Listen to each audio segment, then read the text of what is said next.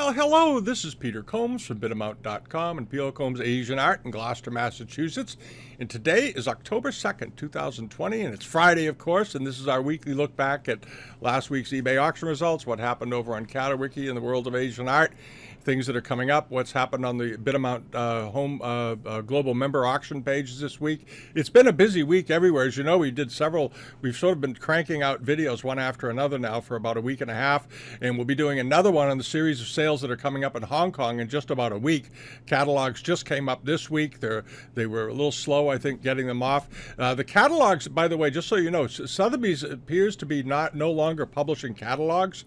And we have found a workaround for it as long as they keep providing PDF files so we can create catalogs from them. And if you come to Bidamount.com and you want to go through some of the catalogs at your leisure on your phone or on your tablet or on your laptop, come over to the home page, click the black box on the right side, free auction catalogs, and it'll bring you over here. And the latest catalogs are always in the top row. And we put up 1, 2, 3, 4, 5 of them in the last couple of days. These are all of the ones that are available as of right now. We'll check back tomorrow and over the weekend to see if there are more. And in the sales are a number of good things. Christie's is running their annual pavilion sale, and the cover lot this year is a really, really elegant, spectacularly elegant, and very pretty Famille Rose moon flask vase. It's a small one, which makes it interesting. Chinlung period, about 6 inches tall. We're going to talk about that in the video that we'll do. Probably going to do it on Monday. I'm hoping to get it done.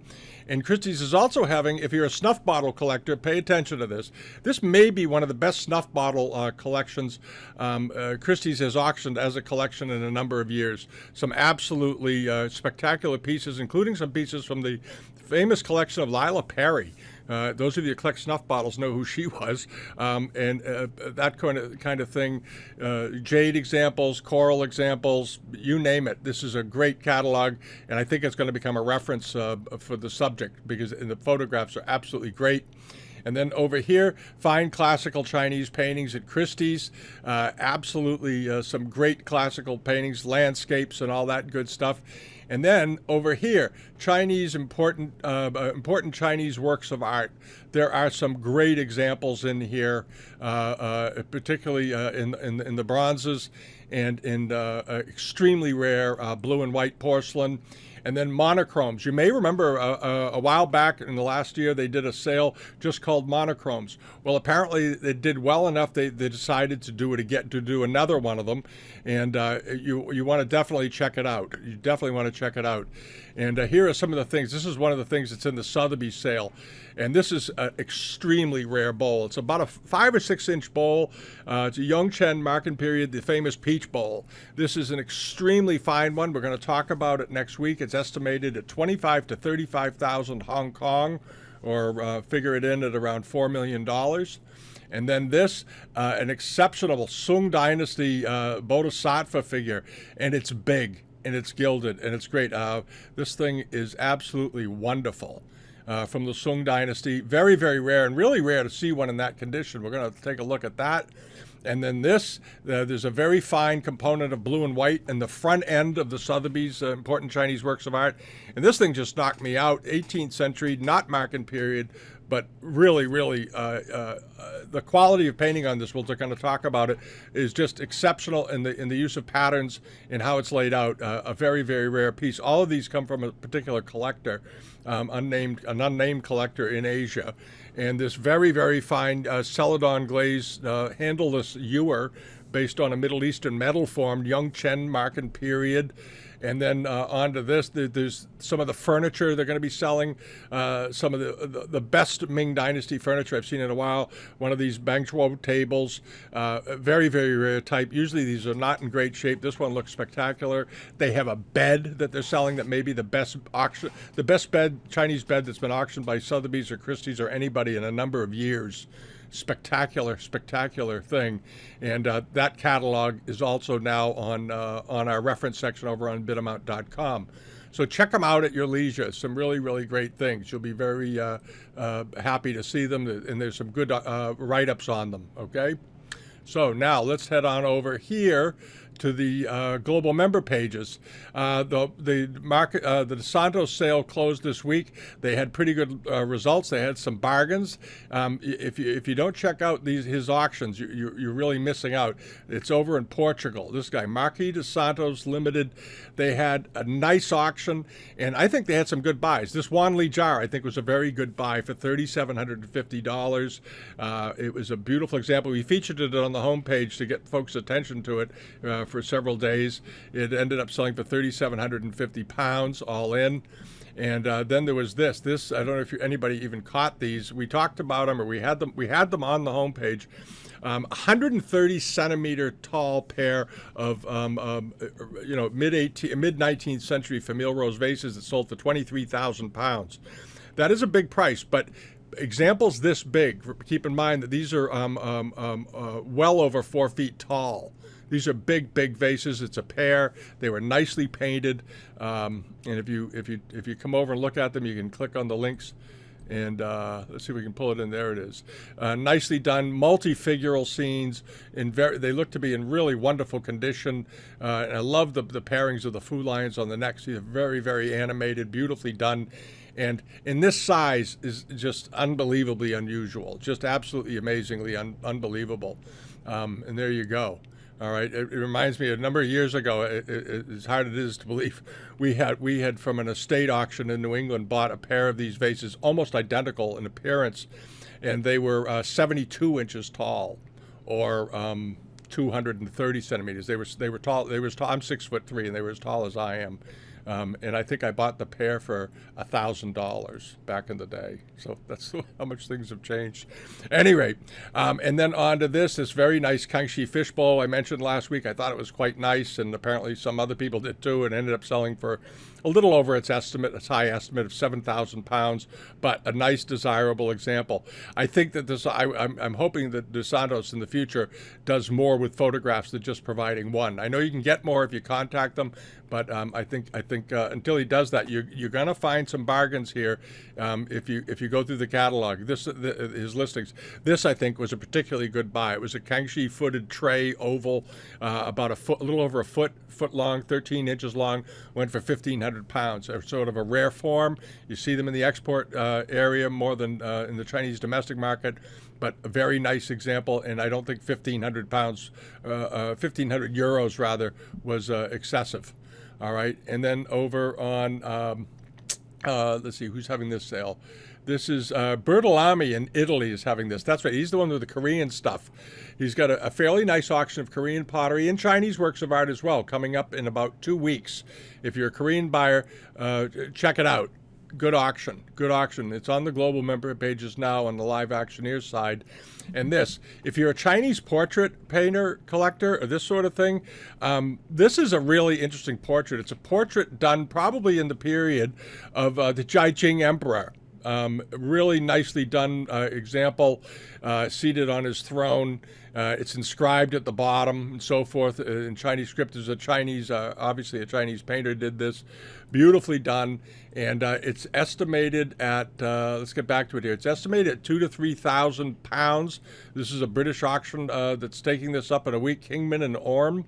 But a nice, very unusual painting. You hardly ever see portraits in the West of Chinese emperors with this sort of identity. It was done by probably an export or a port painter back in the day. But this is I think a fairly considerable rarity, and I think the estimate is more than reasonable. It could sell for 3 to 4 times its estimate. It's a wonderful thing. And then this is also coming up. This is also in Italy at that sale. Is this very, very nice Feiwa Ming Dynasty jar. Has nice even glaze on it. It's got a bit of scuffing to it, and I suspect it's dirty from what I can see on it. But you might want to check that out if you're a Feiwa or a Ming porcelain buyer. And it's a good size one, too. It's about 14, 15 inches tall, so it's a nice size, nice, handsome size. Alrighty, now let's mosey on over and see what happened off the global member, the auction newsletter pages last week. As I said, we had done a bunch of videos. We did a couple more this week, and they'll be on the newsletter page this week. If you don't subscribe to the newsletter, subscribe to it. It's free, and you'll get a note when we update the page each Friday. All right, and the eBay was a little quiet last week. I noticed when we ran our filters and searches, we came up with a lot fewer things to look at. I'm not sure why. Maybe a lot of people were in New York trying to, get something. I don't know, or they'd gone to Doyle's. But overall, the stuff that was up did pretty well. One of the things, though, that went up that was over on the Catawiki side, I want to mention this. Somebody got a great buy. This is a very nice Yongchen period export dish that just went for 110 euros. This is a nice one. All right, beautifully enameled. It looked to be in quite good shape. Did not a lot of chipping, and for 110 euros, you can't beat that. That was a good buy. Always check Catawiki and always leave a bid, because if you're in a country that they ship to, there are a number of countries they still don't ship to, and I don't know why. It drives me crazy. You can get some good buys there, and I know there are a few people that buy on Catawiki and then resell on eBay. Yeah, just a little formula they have going. And then this Kangxi period plate with the blossom in the center, and then the leaves wrapping around it. It's a pattern that you see periodically with these pieces. Went for 190 euros, which seemed very reasonable for what it was. That's not a bad price. Pretty plate, unusual. And then over on eBay was this. This was a nice robe, early 20th century, late Qing to earliest 20th century robe. It's an everyday surcoat, but nicely done and very fine quality needlework. But sold this was all this very, very fine needlework. They sometimes call this blind stitching or the forbidden stitch. Just as a heads up, there was no such thing as a forbidden stitch. That story was started years ago by dealers to try and entice people to buy Chinese silks because they were so finely done. And they started these stories that if you were caught using this very fine stitch or making workers do it, that you could be penalized because it was hurting their eyes. It's not true. Stitching things will never hurt your eyes. But at any rate, it was a good story, a good dealer's yarn. And this is a lovely, lovely piece of silk. And here's the back of it. Nicely done. And it looked like it was in great shape all the way around. And I think it went for a reasonable price, $1,900 US. Not bad at all. It had 42 bids, and I don't think that was a crazy price because it was in such good condition. Sometimes people will look at these and they'll say, well, it doesn't have dragons on it. It's not this, it's not that. And they never look any further to see if it's just a really great example. Always look at things to see if it's a great example. This was a great example, and I think it was a very reasonable purchase. All right, and then on to this. I mentioned photography once in a while, and check your photos before you put them up. This one had a few issues, it looks like, in the silk and so forth, but it was also crazily overlit. And I don't know why people don't retake their pictures when that happens, but at any rate, it had a couple of old repairs here. You can see them and so forth. But it was an interesting coverlet and ended up selling for $670 regardless. But always check your photos. If they're overlit, reshoot them. All right, and then on to this very nice Kangxi period dish, octagonal dish with the figural scene of a lady seated playing an instrument at a table, and then somebody coming in from the side and somebody looking out through a moon window over here. Rather nice, and went for $455, which is about right. This was sold by the Shangri-La guys over in the Netherlands at Ceramics and Collectibles. And I know a lot of you use their site and buy from them because they're nice to deal with, and they have really good things, and a lot of things, like 3,000 things on their website or something. We are going to put a link on our homepage next week when we get a minute to their site so you can go over there. I asked them if it would be okay, and I'm assuming I don't know if they replied yet. But I like their things. I like the way they present them. And we're going to put a link off the homepage just to send some business to them because they're good guys. And they consistently have nice things. All right, now over here to this. This was that Cixi bowl, the Empress Dowager type bowl, yellow with the grisaille decoration of the bird. And as I said last week, I didn't think it was an imperial one certainly, but probably market period for the local markets or for export. But nicely done. Had a little bit thicker paste than usual, and it went for $2,225, which is I think right in there. Right in the range that these are worth. The imperial ones can bring 30 or 40,000. They can bring a lot. All right, and then on to this. I thought this was a wonderful buy. I love these Chinese plates for the Japanese market, and this was a very fine one. a really, really nice one of a red-headed heron under a pine tree. I like the open flat border running around with the little sort of egg and dart decoration or lappets running around it. And nice cobalt, very, very good plate. And it went for $153. There you go. And it was, from what I could see, it was flawless. Had absolutely nothing wrong with it. No cracks, no chips, no nothing. No fritting. And I don't think the seller really knew what it was. I don't know what happened. But anyway, I thought that was a rather nice dish. And then over here to this, the Guangxu period cobalt ground Kong. We came across this last week looking, and I thought, oh, that's got legs. That's going to do pretty well. Well, it did really well, even with a hole in the bottom. All right, here it is. And if you took time to look at it, that's how they used to drill through these things. It's sort of a heartbreak, but then again, a lot of vases that weren't made into lamps didn't survive because they got knocked over. Lamps tend to survive. People, the shades and everything keep people away from bumping into them. They don't get moved around a lot. They tend to sit in one place for years and years and years. And so you still end up with them, and you can still see the mark. The first mark would have been up here, running across this way, but it should be looked at vertically, of course. But at any rate, you can still see the mark under there. Here's another look at it there at a better angle. You can just imagine the sound of that drill bit going into this thing. Also, the thing that's interesting to note on these, too, is look how thick the bases are on these. On early Republic pieces and post-Qing items, the thickness of the porcelain and vases got thinner and thinner and thinner. Just as an aside, and if you look at this, you can see how thick they would be on a thing like a Kong. But anyway, the cobalt decoration on this, the underglaze blue on this was really nice. And it ended up selling for $8,600, which was pretty good for a drilled out table lamp. All right. But nice object nonetheless. And then this, the Yongchen Chinese enamel plate. It had sort of a big estimate, and I wondered sort of last week if it would make the estimate. This was on Catawiki. Well, gladly it did. It was a nice thing. A very, very nice thing, beautifully done. I think we had it on the site because it ran for about 2 weeks. It ended up selling for 5,120 euros, which wasn't bad at all. It had a number of bids running up it, and but a good example. And as I recall, it was fairly good size too. Yeah, 37 centimeters. So it was a charger.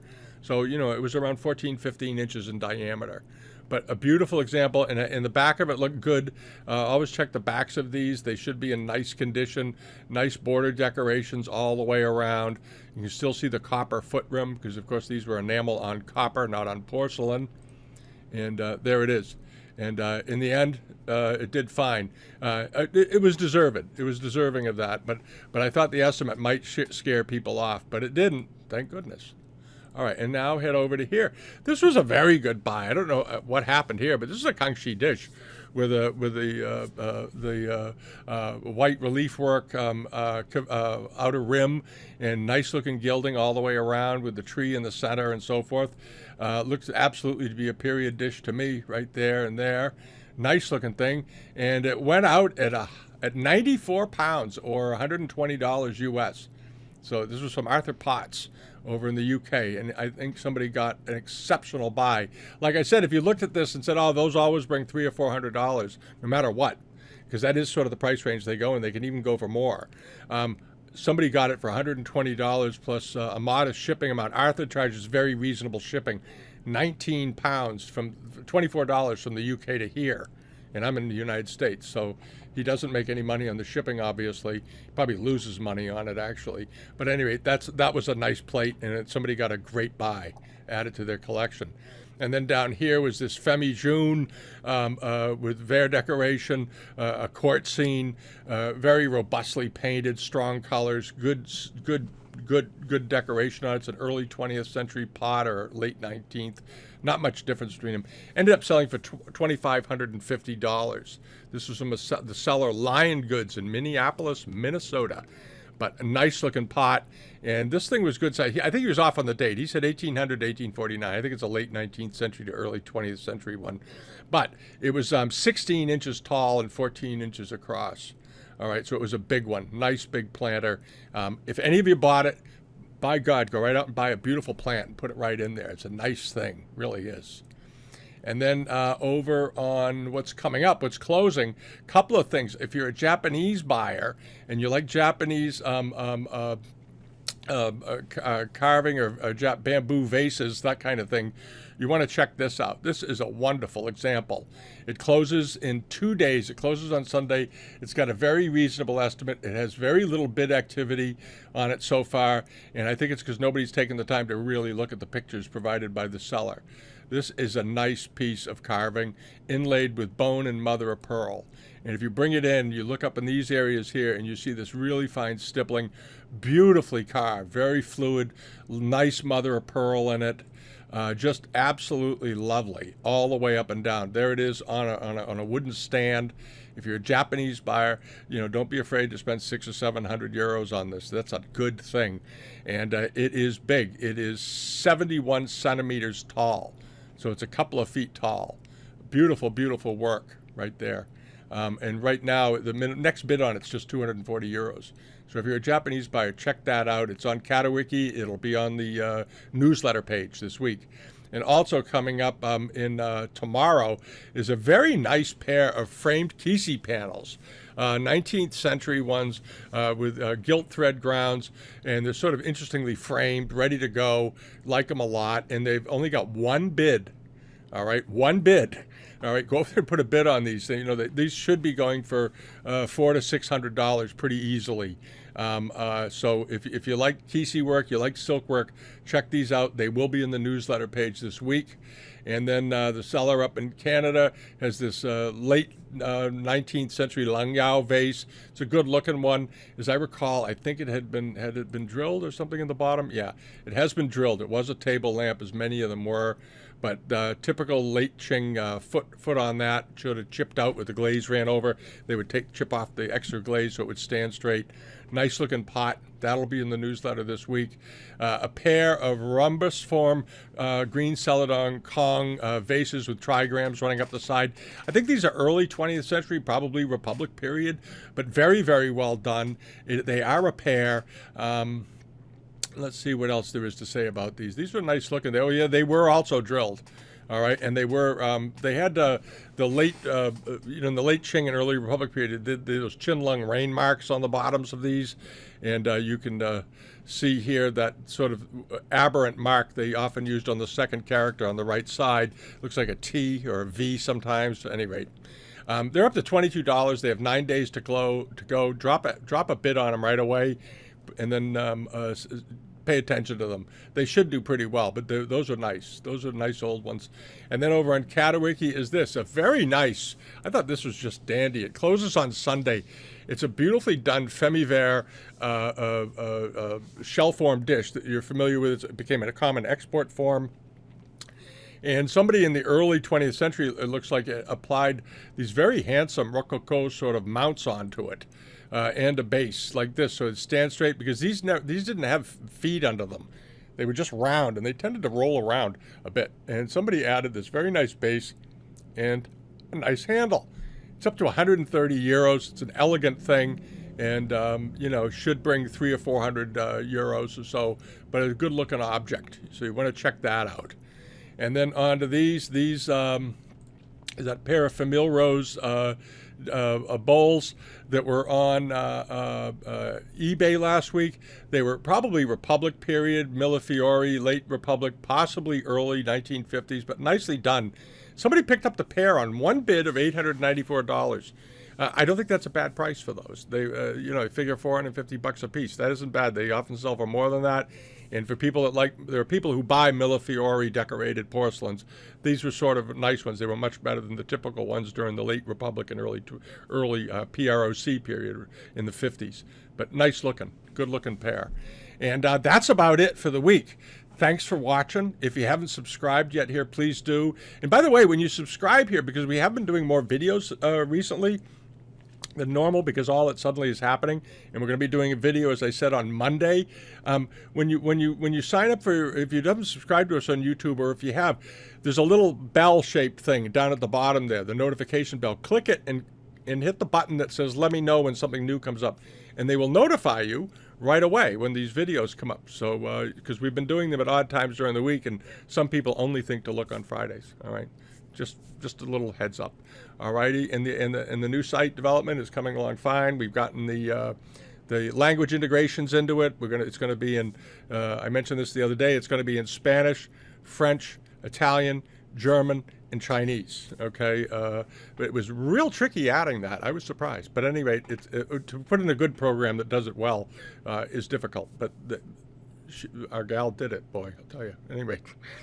It's been a busy week. Have a wonderful weekend. I'll see you on Monday or Tuesday with the preview of the upcoming sales in Hong Kong and bring you up to date on what's been going on. All right.